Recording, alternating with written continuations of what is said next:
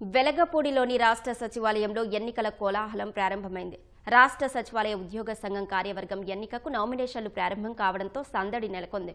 సచివాలయ ఉద్యోగ సంఘం అధ్యక్షుడు, ప్రధాన కార్యదర్శి, కార్యవర్గ సభ్యులను ఎన్నుకునేందుకు ఈ నెల 29న ఎన్నికలు జరగనుండగా పదవులకు పలువురు ఉద్యోగులు పోటీ పడుతున్నారు. ఉద్యోగులతో ర్యాలీ నిర్వహించి 2వ బ్లాక్లోని ఎన్నికల రిటర్నింగ్ అధికారికి నామినేషన్లు దాఖలు చేస్తున్నారు.